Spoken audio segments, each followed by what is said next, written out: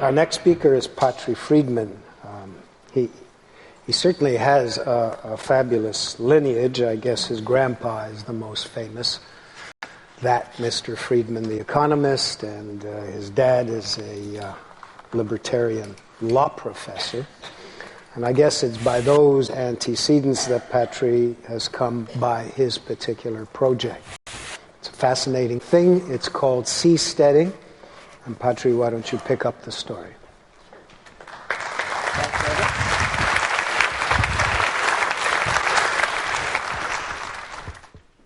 So I'm here to share my excitement about building startup countries on the ocean.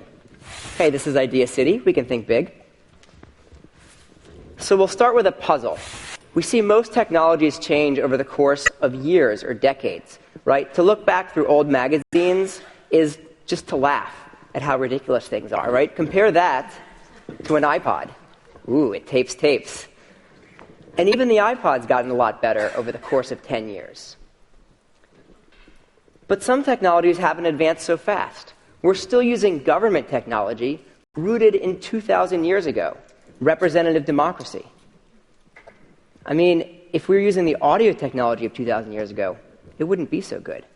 And at least Canada has updated their constitution recently.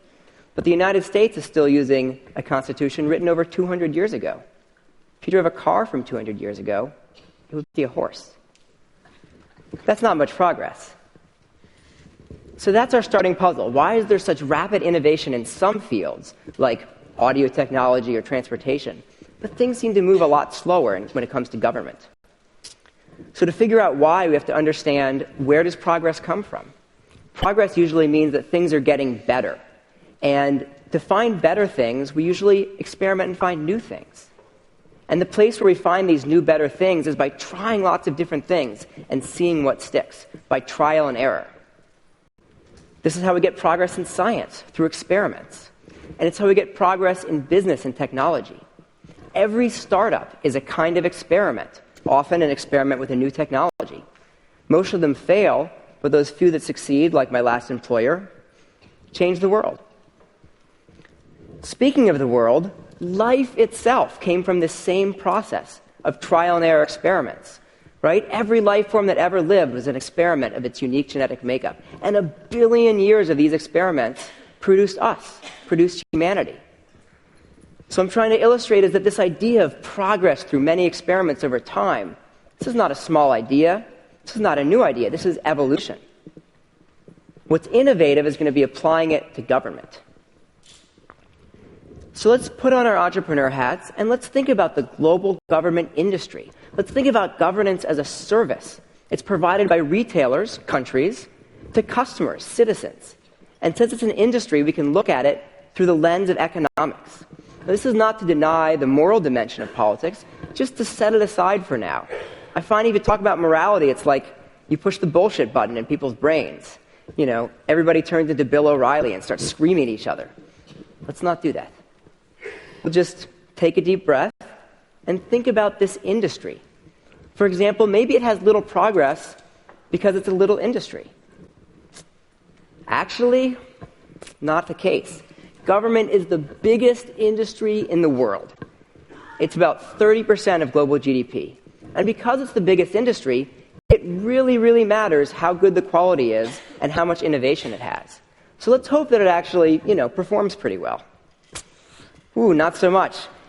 Actually, this industry is legendary for poor customer satisfaction and racking up huge debts, right? The largest firm lost $1.3 trillion. So something's pretty screwed up here. So one question is, why does the quality vary so much? We just heard some personal stories of Korea. Now here's a big picture statistical one. Economists used to think that differences between countries were driven by things like capital and resources. But now they believe it's more about intangibles like rules and systems of government. And Korea is an interesting historical example. By historical accident, it was partitioned into 2 regions that were forced to adopt very different government technologies. And as you can see in this picture of the peninsula at night, with the same people and the same resources, we had incredibly different results. So, rules matter.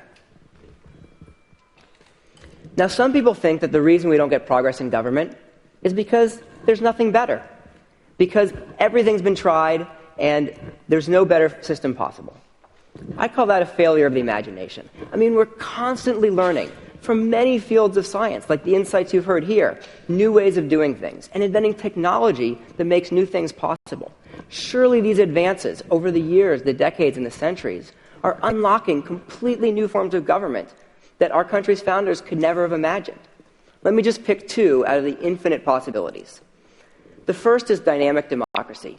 This takes representative democracy to the next level.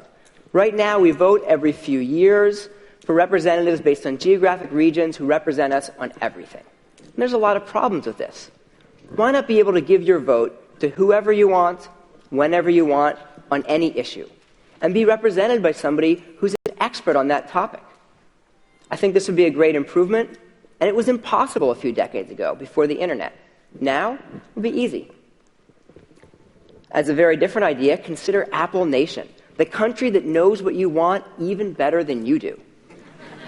Steve Jobs occupies his retirement by furrowing his brow, consulting his designers, and coming up with a shiny new system of government to revolutionize another industry.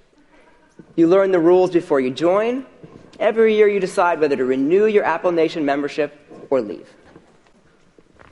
Now, some people have a reaction against this system. They say, but I wouldn't have voice.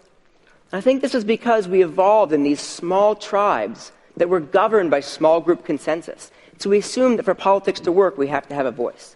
But the larger the group, the less well voice works, both literally, you can't be heard, and when it comes to political analysis. What works in large modern societies is not voice, but choice. Being able to choose many different products from many different providers who are all trying to meet your needs. After all, unless you're a major shareholder, you don't get much voice in Tim Hortons. But they do a great job, because you can always leave and go get your coffee someplace else.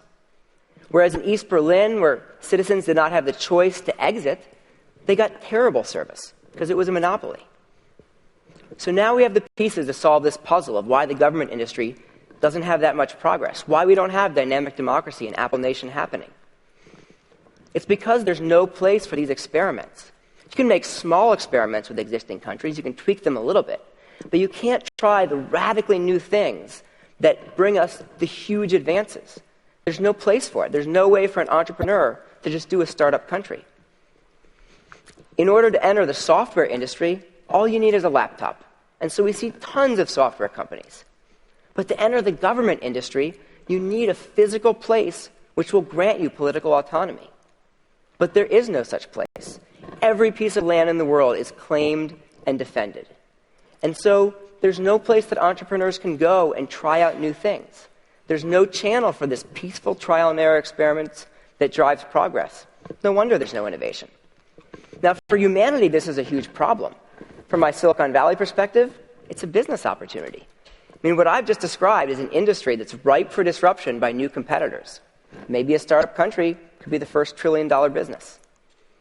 Maybe if we lower this barrier to entry so that lots of entrepreneurs can try to make lots of new countries, we can have a dynamic startup sector for government. Lots of different companies trying different forms of government at different sizes, meeting people's needs in different ways, and constantly evolving and co-evolving with technology. This actually happened in the past, in this brief fertile period in ancient Athens, where over 100 city-states competed for each other's citizens, copied each other's laws, and remixed them. And from this brief period of experimentation came many of the ideas we use today.